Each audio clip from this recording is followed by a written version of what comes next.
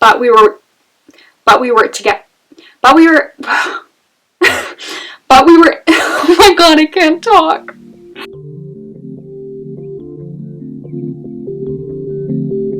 Hello everyone and welcome back to my channel. If you haven't seen me before, my name is Heather. If you have seen me before, then you already know that my name is Heather, so welcome back. For this week's video, I am going to be doing the long distance success stories video that I was talking about a couple of videos back, in which I'm just going to share some LDR success stories that you all sent me. Some of them are anonymous, some of them I'm allowed to say the names, so yes, that's what this video is going to be. I'm hoping that for those of you who haven't met your long distance partner yet, that these stories can sort of give you some hope and encourage you, because I know that it can be a little bit hard to see how a long distance relationship will work out when you haven't met the person yet, but I promise that it is possible and these stories prove it. I did get quite a few submissions, so I'm not going to be able to share all of them. I'm going to pick a few and share as many as I can. If I shared them all, this video would be way too long, but I am totally open to making a second part to share more stories. So if your story wasn't shared and you would like it to be, I can definitely make a second part. Anyways, I want to just get into it because I want to share as many stories as possible. So without further ado, let's get into the video.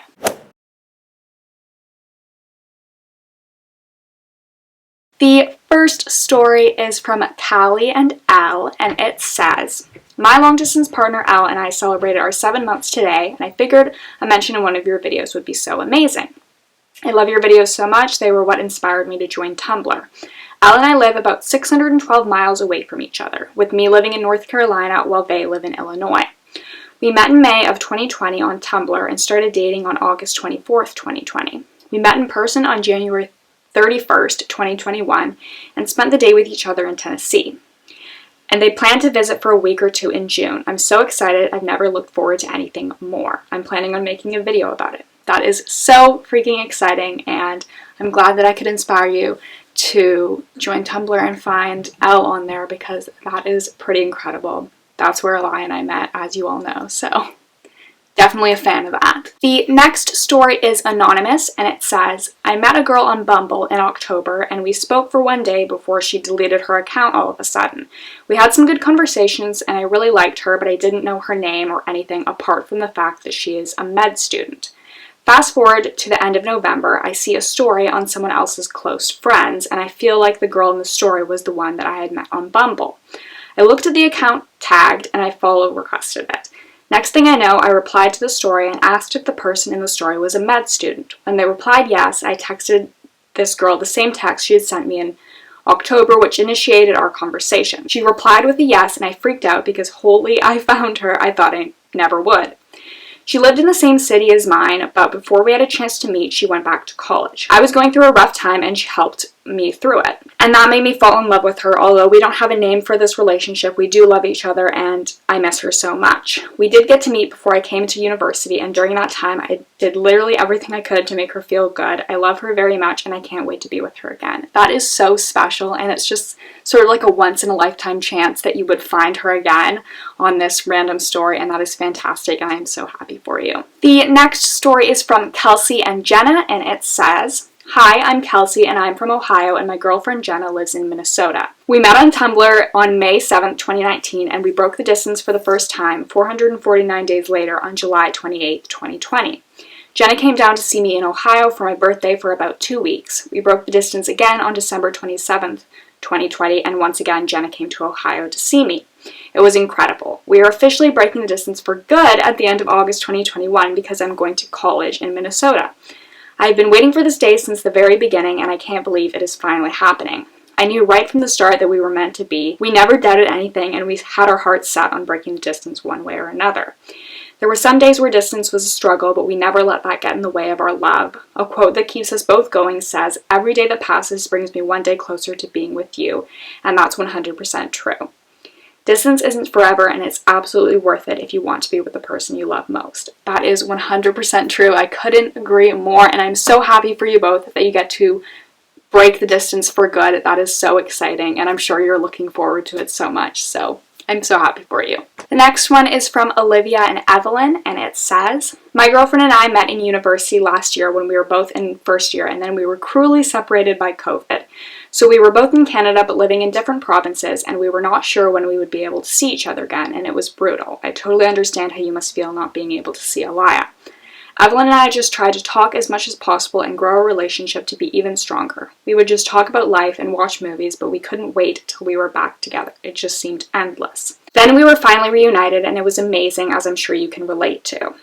And then they say, anyways, I wanted to say thank you for giving me hope that I would see my girlfriend again. I watched your videos in a very dark time, and now there is so much light in my life, and that makes me so happy. And I'm so sorry that you had to deal with long distance during COVID. I know a lot of couples struggled with that, and I know how hard it is. It was really difficult with Eli and I, even though we were long distance prior to COVID, but I'm so happy that you were able to be reunited, and thank you so much for sharing your story. The next one didn't really give names, but I have the Instagram handle, so as I have with the other ones, I will put it on the screen, and it says, we met online in September of 2018. It was a language learning site where you could chat and meet and learn from people all around the world. This site had helped me with my Spanish final exam, so I stayed on the site just out of curiosity and to find some new friends. On this specific day in September, I ended up on the profile of a back then 20-year-old, I was 18 at the time, Texan guy. I was born and was living in Hungary. He seemed like a very nice and intelligent guy, and I wanted to improve my English anyways, so I left him a very awkward hello message. I was the most surprised when 5 minutes later he answered and said he'd like to get to know me too. Days, weeks, months have gone by. We talked every single day, later every waking moment, and slowly we realized we have feelings for each other.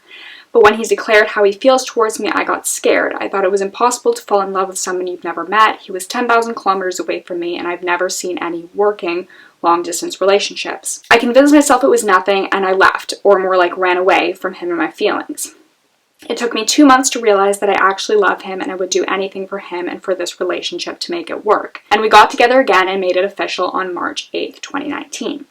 After a month, we started thinking about closing the distance, and luck or destiny or whatever higher power was kind to us, as he found a job in my country. It was a terribly long summer and autumn, full of work, hardships, insecurities, financial issues, but we were in it together, holding each other's hands, and we got through everything.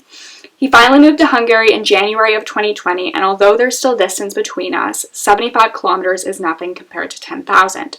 We're planning to close the distance officially after I finish university so we can finally move in together in the same city and the same house. But the fact that he's in my country is already enough. I can honestly consider myself the luckiest girl to have a man like him in my life, and I just know that after fighting the insecurities, the difficulties, and all the distance, there's nothing that can come between us. Whatever life holds, we'll face it together, hand in hand, as an unbreakable team. That is the cutest thing I've ever read, and I am so, so happy for you that he was able to come to Hungary and that officially you'll be able to close the distance pretty soon. So happy for you. That is a beautiful, beautiful story. The next story is from Sophia and Mateo, and it says, so my LDR story starts in 2017, January to be exact. I was 16 turning 17 in July, and I had this true crime group chat on Kik when Kik was still a thing, and true crime videos and cases were not as popular yet.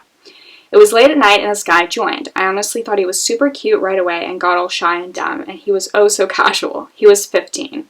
We started talking every day, almost every hour, and I was falling for him so quickly. A few weeks or so after we started dating, and I swear I felt like I was on the moon. The situation was, I'm from Mexico and he's from the USA.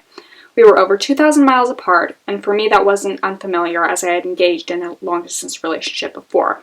But it was a situation. I hadn't told my mom because she was really strict about that sort of thing, and it's understandable really. The dangers online are huge. Anyways, that actually didn't last long. We broke up after about a month. Some issues separated us, and honestly, we were still very immature at the time, so we didn't try to solve them.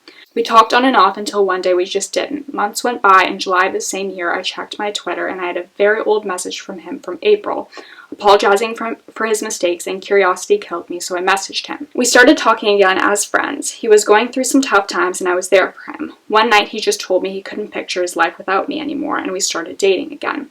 He told his dad about me, but I just couldn't tell my mom yet. We had a bunch of issues still, and as I said, we were still pretty immature. But we never broke apart as we did that one time. It was now our new year, and we were on a break. The thing is, we would take breaks but never stop talking. I loved him so much, like I've never loved anyone that much. I was his first girlfriend, as I said. We were on a break and we were arguing one night, and I just got sick of it. I was 18 now and I felt like I couldn't keep taking breaks. I wanted a stable relationship, so we spent a whole night solving our problems, telling each other what we were lacking, and just powering through everything. I told him that if we were going to be together, then this time it was for good. If we broke up, that was it for us, because it was quite damaging for the both of us. We agreed, and a month or so later, he bought tickets to come see me. And that's when I had to tell my mom. She didn't quite believe it until a week before he came, but she's okay with it. We finally met in person February 11th, 2019, and he spent 2.5 weeks here. It went amazing. We got to know each other so much better. We hugged, kissed, cuddled, and everything. It just seemed so surreal. He then came back the same year in October and actually stayed for 2.5 months. Best 2.5 months of my life. And in that trip, he proposed to me. Christmas Day, he proposed to me, and I said yes. I was 19 and he was 18, but we just knew we wanted to spend our lives together forever. We knew it was going to be hard, but it didn't matter. He went back home and he was going to come back July of 2020, but COVID happened and that just wasn't possible.